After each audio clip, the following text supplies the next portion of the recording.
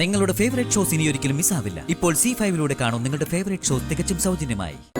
മറ്റൊരു ബന്ധത്തിലേക്ക് പോകുമ്പോൾ പഴയ കാര്യങ്ങളൊക്കെ അവൾക്ക് മറക്കാൻ പറ്റിയെന്ന് വരും. ഒരു തവണ നമ്മൾ അതിന് ശ്രമിച്ച് പരാജയപ്പെട്ടതല്ലേ? നിങ്ങൾക്ക് ഓർമ്മയുണ്ടല്ലോ അന്ന് നടന്ന പുകലുകളൊക്കെ.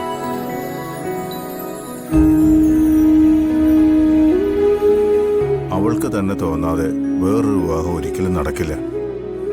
നമ്മളിൽ ആര് പറഞ്ഞാലും അവൾ അനുസരിക്കാനും പോകുന്നില്ല.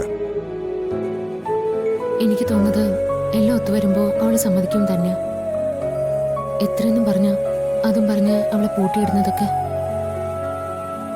നമുക്ക് ആർക്കെങ്കിലും ഒന്നുകൂടി അവളോട് സംസാരിച്ച് പകുതി സമ്മതമെങ്കിലും വാങ്ങാൻ പറ്റിയ പിന്നീട് എല്ലാം അങ്ങ് നടന്നോളും. അർച്ചന പറയുന്ന പോലെ അതത്ര എളുപ്പം നടക്കുന്ന ഒരു കാര്യമല്ല.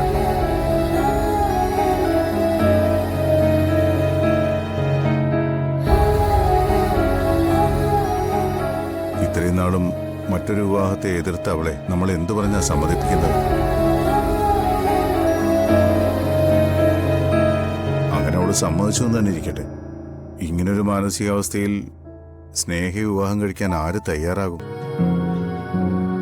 വരുന്നവരോട് നമുക്ക് സത്യം പറയാതെ നിവൃത്തിയില്ല. അങ്ങനൊരു സാഹചര്യത്തിൽ അവളെ വിവാഹം കഴിക്കാൻ ആരെങ്കിലും തയ്യാറാവൂ? അത് ഞങ്ങൾ ഏറ്റച്ച. അർച്ചനയുടെ ഒരു കൂട്ടുകാരുടെ അനിയനുണ്ട്, നല്ല പയ്യനാ. IT കമ്പനിയില് നല്ല ജോലിയും ശമ്പളവും.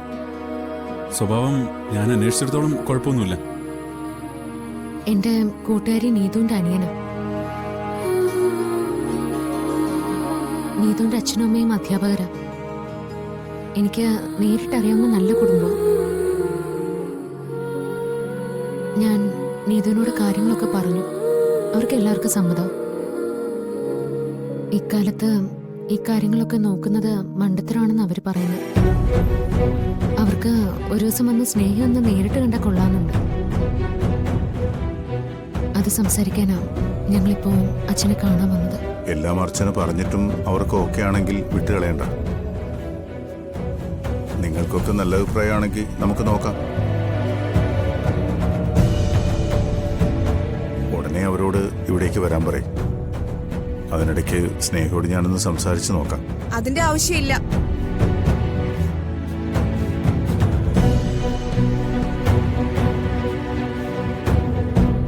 ഇപ്പൊ ഈ പറഞ്ഞത് സംസാരിക്കാൻ അച്ഛൻ വെറുതെ സമയം കളയണ്ട.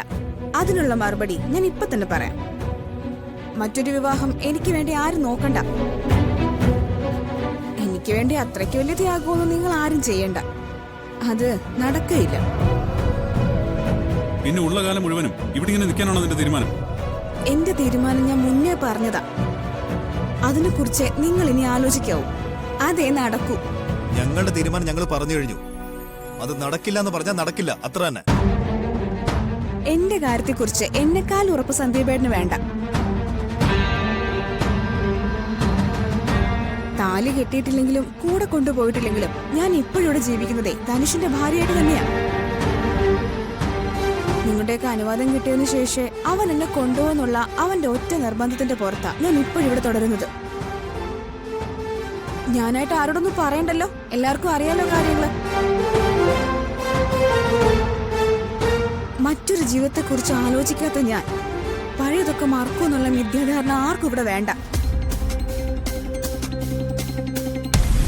ഡൗൺലോഡ് ചെയ്യൂ C5 ആപ്പ്. കാണൂ എല്ലാ എപ്പിസോഡുകളും സൗജന്യമായി.